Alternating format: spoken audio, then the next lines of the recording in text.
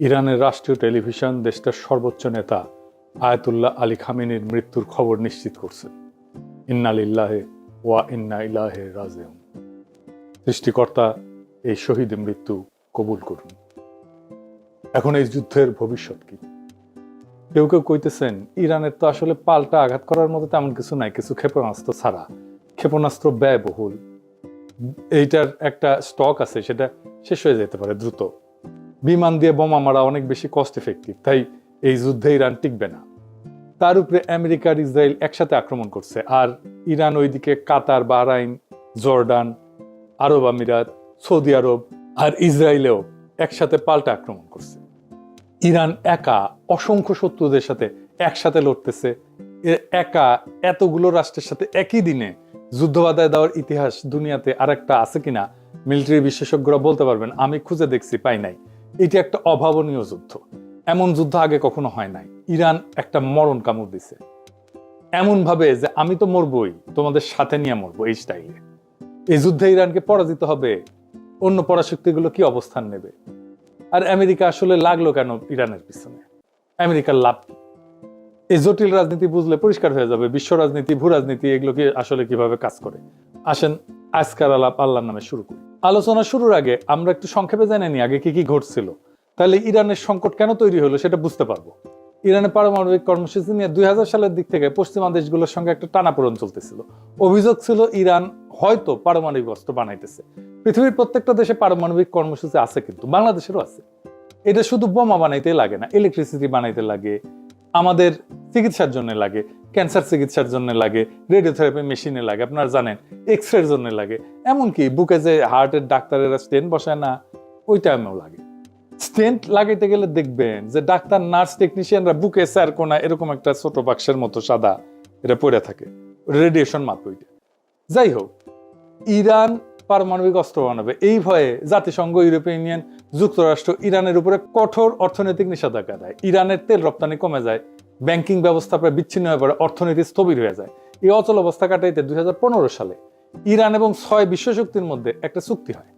এটা চুক্তিটার নাম ছিল JCPOA, মানে হইতেছে joint comprehensive plan of action. কি ছিল সেই চুক্তিতে? চুক্তির মূল কথা ছিল ইরান তার পারমাণবিক কর্মসূচি সীমিত করবে, আর বিনিময়ে নিষেধাজ্ঞাটা উঠবে।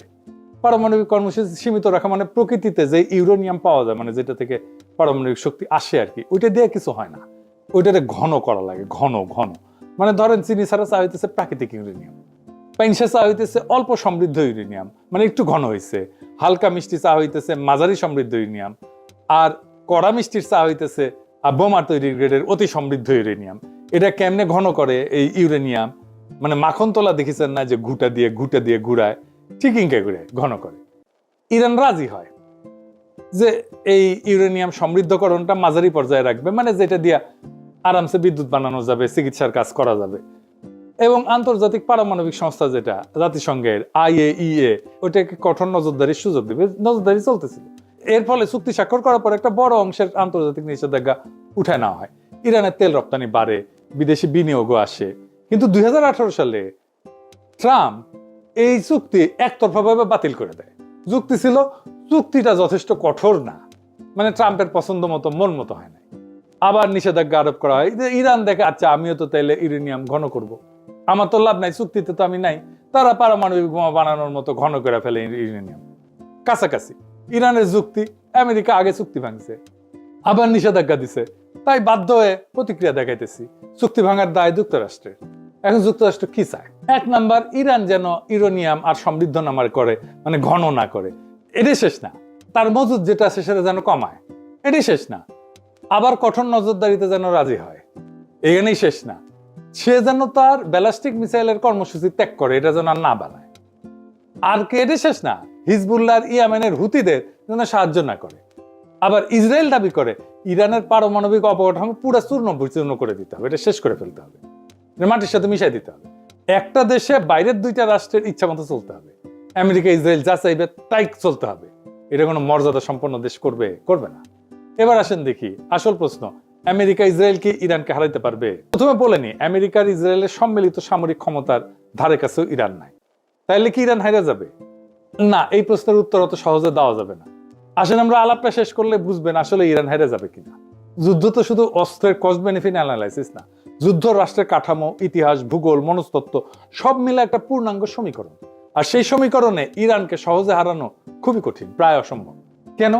আমাদের একটু ইতিহাসে ফিরে যেতে হবে। ইরানকে বুঝতে হইলে 1953 সাল থেকে শুরু করতে হবে, যখন ইরানের তেলের মালিকানা ইরানের ছিল না, ব্রিটিশ কোম্পানি ছিল। বিপি নাম দেখেন নাই যে, এর ছিল মালিকানা ব্রিটিশ পেট্রোলিয়াম। 1953 সালে একটা ন্যাশনালিস্ট সরকার ক্ষমতায় আসে, প্রধানমন্ত্রী ছিল মোসাদ্দেক। সে তেল জাতীয়করণ করছিল। এর প্রতিক্রিয়া আমেরিকা সিআইএ কে দিয়ে অভ্যুত্থান ঘটায়, তাকে সরায়, শাহকে ক্ষমতায় বসে। সেই ঘটনা ইরানের রাজনৈতিক চেতনায় গভীর ছাপ ফেলে। বিদেশি হস্তক্ষেপ মানে জাতীয় অপমান। এই বোধ ইরানের রাষ্ট্রীয় স্মৃতির একটা অংশ হয়ে যায়, কালেকটিভ মেমোরির একটা অংশ হয়ে যায়। তারপরে 1779 সালে বিপ্লব হয়, ইরানের বিপ্লব। শুধু ধর্মীয় আবেগ না, বরং দীর্ঘদিনের ক্ষোভ, অপমানবোধ, বিদেশি আগ্রাসন, জাতীয় সম্পদ দখলের বিরুদ্ধে একটা প্রতিক্রিয়া, সব মিলায় রাষ্ট্র একটা নতুন কাঠামো নেয়। ইরানের পর বিপ্লবের নতুন শাসন ব্যবস্থা খুব দ্রুত নিজেদের পাওয়ার কনসলিডেট করে ফেলে। সেনাবাহিনীর ভিতরে যে সমস্ত শাহপন্থী উপাদান ছিল সেগুলো ভেঙে দিয়ে তারা নিজেদের অবস্থান মজবুত করে ফেলে। ফলে বহু বছর পরেও সামরিক অভ্যুত্থান ও গণবিক্ষোভ এই সরকার কিন্তু পড়ে যায়নি। এটা কাকতালীয় না, এটা একটা কাঠামোগত ফল। কিছুদিন আগে সারা ইরানে ব্যাপক বিক্ষোভ হয়েছে না? আন্তর্জাতিক শক্তি সাপোর্ট দিচ্ছে, আমেরিকা সাপোর্ট দিচ্ছে, ইরান সরকার বর্বরভাবে রক্তপাত ঘটায় বিক্ষোভ দমন করছে। হাসিনার মতো পড়ে যায় না কিন্তু। যদিও ইরানের সমাজ গভীরভাবে বিভক্ত হয়েছে। ইরানের বর্তমান রেজিম পছন্দ করে না এমন ইরানিয়ানদের সংখ্যা বাড়ছে অনেক। 1980 সালে ইরাক আক্রমণ করে ইরানকে। প্রথম থেকে ইরান দুর্বল ছিল, এলাকা দখল হয়ে যায়। কিন্তু 1982 সালের মধ্যে ইরান অধিকাংশ দখলকৃত এলাকা পুনরুদ্ধার করে ফেলে। সাদ্দাম হোসেন ভাবছিলেন যে আক্রমণে ইরানের ভিতরে একটা অভ্যুত্থান হবে, বিপ্লবী সরকার পড়ে যাবে। বাস্তব হয়েছে উল্টা। যুদ্ধ রাষ্ট্রকে আরো সংহত করছে। জনগণ, সামরিক বাহিনী সবাই সরকারের পিছনে দাঁড়াইছে। এই যুদ্ধ দীর্ঘায়িত হয়েছিল, বিপুল প্রাণহানি হয়েছিল। খমিনি আপোষহীন ছিলেন। তিনি আমেরিকা সোভিয়েত দুই শক্তিকে গ্রেট শয়তান বলছিলেন। এর ফলে ইরাক ইরান যুদ্ধের সময় আমেরিকা, সোভিয়েত ইউনিয়ন, আরব রাষ্ট্র অনেকেই ইরাককে সাহায্য দেয়। সেজন্যই যুদ্ধটা দীর্ঘ হয়। তবুও ইরান রাষ্ট্র হিসেবে ভেঙে পড়েনি, বরং দীর্ঘ যুদ্ধ তাকে আরো যুদ্ধ সহনশীল রাষ্ট্রে পরিণত করছে। এই আক্রমণ ইরানকে আরো সংহত করবে কিনা সেটা আগামী কয়েকদিনের দুনিয়া দেখবে। খামেনির মৃত্যুর পরে কি ঘটবে এখন অনুমান করা শক্ত, কিন্তু সম্ভাব্য সিনারিও কি হইতে পারে সেটা আমরা একটু আলাপ করতে পারি। যদি শুধু আকাশ থেকে বোমা মারা হয় তাতে সামরিক স্থাপনা ক্ষতিগ্রস্ত হইতে পারে, কিন্তু রেজিম চেঞ্জ হয় না, সরকার পতন নিশ্চিত হয় না। ইতিহাসে দেখা গেছে নো ফ্লাই জোন বলেন, দীর্ঘ বোমা বর্ষণ বলেন, এসব চলতে পারে বছরের পর বছর, কিন্তু স্থল আক্রমণ ছাড়া, গ্রাউন্ড ইনভেশন ছাড়া রেজিম চেঞ্জ করা কঠিন। ইরানে গ্রাউন্ড ইনভেশন কেন কঠিন? প্রথমত ভূগোল। স্থল পথে ইরানে ঢুকতে গেলে পশ্চিম ইরানের দীর্ঘ জাগ্রস পর্বতমালা অতিক্রম করতে হবে। পাহাড়ি ভূখণ্ডে বড় আকারের সেনা, ট্যাঙ্ক, সরবরাহ লাইন এগুলো এগায় নেওয়া খুব কঠিন। সরু গিরিপথ থাকে, উঁচু নিচু পথ থাকে। এখানে যারা প্রতিরক্ষা করে, ডিফেন্স করে, তাদের বেশি সুবিধা। ইরান মূলত একটা বিশাল উচ্চভূমি, চারপাশে পর্বতমালা, মাঝখানে মরুভূমি, আর জনবসতি অনেক জায়গায় পাহাড়ের ভেতরে, আড়ালে। এই ভূগোল আক্রমণকারীদের জন্য তিনভাবে বিপজ্জনক। একটা হচ্ছে মেকানাইজ বাহিনী, এগুলো ট্যাঙ্ক ইত্যাদি, গাড়ি, বহর টহর এই সমস্ত নিয়ে যখন যায়, আগাইতে যায়, তখন গতি কমে যায়। সংকীর্ণ উপত্যকার মধ্যে দিয়ে যেতে হয়। চোখ পয়েন্ট আছে, মানে যেখানে আটকায় যেতে পারে। এইসব জায়গায় কনভয় আটকায় গেলে ক্ষয়ক্ষতি দ্রুত পারে, উপর থেকে আক্রমণ করবে। যারা ডিফেন্স করে তাদের এখানে সুবিধা, উচ্চভূমি থেকে নজরদারি করতে পারে, অ্যাম্বুশ করতে পারে, প্রতিরক্ষা লাইন তৈরি করা তুলনামূলকভাবে সহজ। ইরান সবসময় এই অ্যাডভান্টেজে থাকবে। রাজধানী বা নগরগুলো এগুলো ইনসুলেটেড, মানে বড় শহরগুলো অনেকটাই পাহাড়ি বলয়ে সুরক্ষিত, চারিপাশে পাহাড়। দ্রুত ধাক্কায়, কুইক থ্রাস্ট যেটাকে বলে মিলিটারি ভাষায়, এটা ফল আনা কঠিন। ইরান সমতল ইরাকের মতো না, এখানে ভূগোল নিজেই এক ধরনের প্রতিরক্ষা বাহিনী হয়ে থাকে। এরপর আছে লজিস্টিক্স বা সরবরাহ। ইনভেশন মানে শুধু সৈন্য যাওয়া না, এটা সাপ্লাইয়ের যুদ্ধও বটে। স্থল আক্রমণে জেতা মানে সাপ্লাই চেনের উপরে বেঁচে থাকা, সাপ্লাই লাইনের উপরে বেঁচে থাকা। প্রত্যেক দিন বিপুল জ্বালানি, গোলা বারুদ, খাবার, যন্ত্রাংশ এই সমস্ত দীর্ঘ রুটে এনে পৌঁছাইতে হবে। পাহাড়, মরুভূমি এই সমস্ত পরিবেশে কনভয় ট্রান্সপোর্ট ইন্টেন্সিভ এবং সিকিউরিটি ইন্টেন্সিভ হয়। একবার সাপ্লাই লাইন যদি ভেঙে যায়, তাহলে ফ্রন্ট লাইনের শক্তি থাকলেও এটা কার্যত থেমে যায়, কাজ করতে পারে না, আক্রমণ করতে পারে না। এটাই বড় পার্থক্য। গ্রাউন্ড ক্যাম্পেনে আপনার যুদ্ধ ক্ষমতা নির্ভর করে সাপ্লাই পৌঁছায় কিনা এটার উপরে। এরপর আছে এন্ট্রি প্রবলেম, কোন দিক থেকে ঢুকবে। এটা এই রাজনীতিতে অনেক সময় সামরিক সমস্যার চেয়ে বড় হয়ে যায়। ইরানে বড় স্কেলে স্থল আক্রমণ করতে গেলে প্রতিবেশী দেশগুলোর ঘাঁটি, করিডোর দরকার পড়বে, কিন্তু আঞ্চলিক রাষ্ট্রগুলো রাজনৈতিক ঝুঁকি নিতে চায় না। নিজেদের ভিতরে অস্থিরতা, ইরানের পাল্টা আঘাত, এই সমস্ত কারণে এই অ্যাক্সেসটা দিতে চায় না, এবং দেয়ও নি কেউ। এই জন্য অপারেশনাল প্ল্যানিং খুব জটিল হয়ে যায়। ইরান যেটা সিকিউরিটি স্ট্র্যাটেজি নিয়ে চলে, এটার একটা প্রতিরক্ষার ধারণা আছে, এটাকে বলে A2AD প্লাস অ্যাসিমেট্রিক। এটা দিয়ে সময় কেনে এবং খরচ বাঁচে। A2AD এটা আবার কি আসেন, এটা বুঝে দেখি। এনা সামরিক টার্ম ইউজ করলাম আর কি, কুল লাগে এনা এগুলো শুনলে, বুঝে কই। A2AD মানে হচ্ছে অ্যান্টি অ্যাক্সেস, দুইটা এ, সেজন্য A2AD মানে হচ্ছে এরিয়া ডিনাল। সহজ ভাষায় শত্রুকে ঢুকতে দিও না, ঢুকলেও আরামে চলতে দিও না। ধরেন কেউ আপনার বাড়িতে ঢুকতে চায়, আপনি কি করবেন? গেটের সামনে কাটা বসাবেন, রাস্তা ব্লক করবেন, চারপাশে নজরদারি বসাবেন, ঢুকলে আঘাত করবেন। ইরানও সমুদ্র এবং আকাশপথে ঠিক এইটাই করে। উপসাগরে ছোট ছোট দ্রুতগামী নৌকা থাকে, সমুদ্রের মাইন পথ থাকে, দূরপাল্লা ক্ষেপণাস্ত্র থাকে, ড্রোন থাকে, এয়ার ডিফেন্স থাকে। উদ্দেশ্য হচ্ছে আমেরিকা বা অন্য কেউ যেন সহজে বাহিনী ঢুকাইতে না পারে। আর অ্যাসিমেট্রিক, এটার মানে কি? অ্যাসিমেট্রিক মানে হচ্ছে শত্রু বড় এবং শক্তিশালী হইলে সরাসরি তার মতো লড়বে না, অন্যভাবে লড়বে। ইরান জানে যুক্তরাষ্ট্র প্রযুক্তি, বিমান, জাহাজে অনেক আগায়, তাই ইরান সরাসরি ট্যাঙ্ক বনাম ট্যাঙ্ক যুদ্ধ করতে যাবে না, বরং ছোট ছোট ছোট ছোট আঘাত, ড্রোন হামলা, প্রক্সি বাহিনী ব্যবহার করে মিসাইল ছড়ে দূর থেকে চাপ সৃষ্টি করবে, সাইবার হামলা করবে। এইভাবে বড় শক্তিকে ধীরে ধীরে ক্লান্ত করে ফেলবে। আর সময় কেনা মানে কি? ইরান জানে যে সে হয়তো দ্রুত যুদ্ধে জিতবে না, কিন্তু সে যুদ্ধ লম্বা করতে পারে। যুদ্ধ যত লম্বা হবে আমেরিকার খরচ বাড়বে, রাজনৈতিক চাপ বাড়বে, আন্তর্জাতিক সমর্থন কমতে পারে, জ্বালানির বাজার অস্থির হয়ে যাবে। অর্থাৎ ইরানের কৌশল হইতেছে দ্রুত হারবো না, যুদ্ধকে এমন ব্যয়বহুল বানাবো যাতে শত্রুই ক্লান্ত হইয়া যায়। আর খরচ বাড়ানো মানে শুধু টাকা পয়সা খরচ না, খরচ বলতে অর্থনৈতিক খরচ তো আছেই, তার সাথে সামরিক ক্ষয়ক্ষতি, রাজনৈতিক ক্ষতি, আন্তর্জাতিক চাপ। ইরান চেষ্টা করে যেন প্রতিপক্ষ ভাবে এই যুদ্ধে ঢুকলে লাভের চেয়ে ক্ষতি বেশি। এটাকে বলা হয় ডিটারেন্স।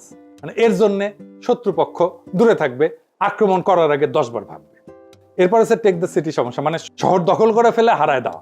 এটা কিরকম, এটা একটু বুঝে দেখে, এটা মজার বিষয় আছে। ইরানের জনসংখ্যা বড় এবং অনেক, 31টা প্রদেশ আর 1,500 শহর। বড় শহরে 30টা, তারও বেশি। বড় শহরে ঢুকলে যুদ্ধ বদলায় যায়, কিন্তু ট্যাঙ্ক, আর্টিলারি অ্যাডভান্টেজ কমে যায়, স্নাইপার গুরুত্বপূর্ণ হয়ে যায়, তারপরে মাইন টাইন, ছোট ইউনিটের প্রতিরোধ, এই সমস্ত বাড়ে। বেসামরিক ক্ষয়ক্ষতি দ্রুত রাজনৈতিক সংকট তৈরি করে ফেলে। এরকম শহর দখলের পর্যায়ে গেলে এটা রাজনৈতিক সমস্যা শুরু হয়ে যায়। রাশিয়ায় এক স্ট্যালিনগ্রাদ শহরকে কবজা করতে পারে না হিটলার, লেজ গুটায় পালাইতে হয়েছিল। ইউক্রেনের শহর হইতেছে 450 মতো, রাশিয়া মাত্র 6-7টা দখল করতে পারছে এই 4 বছরে যুদ্ধে। এই জন্য আমেরিকা বড় আকারের যুদ্ধ দীর্ঘদিন চালাতে পারবে। কেন? এটা আমার কথা না, ওয়াশিংটন পোস্টে আমেরিকান জেনারেলরা বলছে যুক্তরাষ্ট্রের কাছে এখন পর্যাপ্ত গোলা বারুদ, রকেট, ইন্টারসেপ্টার এগুলো নাই, যা বড় আকারে দীর্ঘ সময় যুদ্ধ চালাইতে পারে। এবং অনেক মধ্যপ্রাচ্যের দেশও তাদের ঘাঁটিগুলো যুদ্ধের কাজে দিতে রাজি না। এইটা বড় ধরনের সামরিক অভিযানের জন্য একটা বড় বাধা, ওয়াশিংটন পোস্টের জেনারেলরা বলছে, আমেরিকান জেনারেলরা। আর 2 নম্বরে দিচ্ছে রাজধানী পতন মানে রাষ্ট্রের পতন না। তেহরান দখল হইলেও সরকার পূর্বাঞ্চলে সরে যায়, যুদ্ধ চালাইতে পারে। ইতিহাসে বহুবার দেখা গেছে রাজধানী হারা রাষ্ট্র লড়াই চালায় গেছে। মস্কোতেই তাই হয়েছে, নেপোলিয়ান গেছে, মস্কো দখল করছে, ওরা চলে গেছে দূরে, পরে আবার ফিরে আসছে। এবং নেপোলিয়ান ওই রাশিয়ার যুদ্ধে হারছিল, কিছুই করেনি, শুধু বসেছিল রাশিয়ান সোলজাররা। যাই হোক, তৃতীয়ত রাজনৈতিক মনস্তত্ত্ব। বাইরে থেকে হামলা হলে সরকার এটাকে বিদেশি আগ্রাসন হিসেবে তুলে ধরতে পারে, জাতীয়তাবাদী ঐক্য তৈরি করতে পারে। যে জনগোষ্ঠী সরকারের সমালোচক তারাও অনেক সময় দেশের প্রশ্নে একসাথে দাঁড়ায় যায়। দেখেন ইরানে বোমা মারতেছে, যে যুদ্ধ শুরু হইতেছে, জন্য ইরানিরা খুশি যে তারা জবাব দিতে পারে। চতুর্থত আমেরিকার নিজস্ব রাজনৈতিক বাস্তবতা। বড় আকারের স্থলযুদ্ধ মানে বিপুল খরচ, দীর্ঘ সময় আভ্যন্তরীণ রাজনৈতিক চাপ। শুধু নৌ এবং বিমান শক্তি দিয়ে সীমিত হামলা চালানো তুলনামূলকভাবে সহজ, কিন্তু স্থল বাহিনী মোতায়েন করা একটা ভিন্ন মাত্রার সিদ্ধান্ত। আর একটা দিকে হচ্ছে এয়ার স্ট্রাইকও কিন্তু সস্তা না। আধুনিক জেট বিমানে প্রত্যেক ঘন্টার ফ্লাইং খরচ, নির্ভুল অস্ত্রের মূল্য সব মিলায় দীর্ঘমেয়াদী বোমাবর্ষণও কিন্তু খুব ব্যয়বহুল। যদি দ্রুত রাজনৈতিক ফল না আসে, তাতে আক্রমণকারী পক্ষের আগ্রহ কমে যেতে পারে। ইয়েমেনে হুতিদের উপরে দীর্ঘ বোমাবর্ষণ করছে আমেরিকা, তাও হুতিরা আত্মসমর্পণ করছে? করে নাই। সব মিলায় সমীকরণটা এরকম যে ইরানের সামরিক সক্ষমতা হয়তো সীমাহীন না, ক্ষেপণাস্ত্রের মজুদ সীমিত, কিন্তু যুদ্ধে জেতা মানে শুধু প্রতিপক্ষের অস্ত্র শেষ হওয়া না, রাষ্ট্র ভাঙতে হইলে ভেতরের কাঠামো ভাঙতে হয়। আর ইরান বিপ্লব পরবর্তী 4 দশকে নিজেদের এমন ভাবে গড়ে তুলছে যে বাইরের আঘাত তাকে দুর্বল না করে এরকম সময় তাকে আরো সংহত করতে পারে। সুতরাং বর্তমান যৌথ হামলা ইরানকে ক্ষতিগ্রস্ত করতে পারে, কিন্তু শুধু আকাশ যুদ্ধ দিয়ে ইরানের সরকারকে সরানো, রাষ্ট্র কাঠামো ভেঙে ফেলা তা সহজ বা নিশ্চিত না। এরপরে ইরানের হাতে আছে 2টা স্ট্র্যাটেজিক অ্যাসেট। কি সেটা? এইটা পারমাণবিক বোমার চাইতে শক্তিশালী। একটা হইতেছে হরমুজ প্রণালী, 20 মিলিয়ন ব্যারেল তেল যায় প্রত্যেক দিন এটা দিয়ে। 8টা দেশের তেল যায় সারা দুনিয়ায়, ইরান, ইরাক, ওমান, আমিরাত, সৌদি আরব, বাহরাইন, কাতার, সারা দুনিয়ার 20 থেকে 25% তেল এই ছোট্ট সাগর পথ দিয়ে যায়। এইটা ইরানের নিয়ন্ত্রণে। সৌদি, কুয়েত আর কাতারের 90% তেল এই রাস্তায় যায়। আর একটা হইতেছে ইয়ামেনের পাশে আরেকটা গুরুত্বপূর্ণ প্রণয় আছে, তার নাম হচ্ছে বাব এল মানদেব। এইটা লোহিত সাগর আর গালফ অফ এডেন এই দুইটাকে যুক্ত করে। এর মাধ্যমে জাহাজগুলো সুয়েজ খাল হয়ে ইউরোপ, এশিয়া এই রুটে চলাচল করে। এদিক দিয়ে তেল যায়। এখান দিয়েও প্রত্যেক দিন ধরেন 7 থেকে 10 মিলিয়ন ব্যারেল তেল, পেট্রোলিয়াম পণ্য এইদিকে যায়। এইটা প্রায় 10%-এর মতো তেল পরিবহন করে বৈশ্বিক তেলের। এটাও ইরান হুথিদের দিয়ে আংশিক বা পুরোপুরি বন্ধ করে দিতে পারে। এতে কোন কোন দেশ ক্ষতিগ্রস্ত হবে? আমরা তো হবই। আমরা দুধবাদ, ইন্ডিয়া হবে, ইউরোপ হবে, চায়না হবে, ব্যাপকভাবে ক্ষতিগ্রস্ত হবে। সেটা বড় ব্যাপার না, কিন্তু এই কারণেই বলা যায় ইরানকে আঘাত করা সম্ভব, কিন্তু সেটা ইতিহাস, ভূগোল এবং রাষ্ট্র কাঠামোর বিচারে তাই অসম্ভব।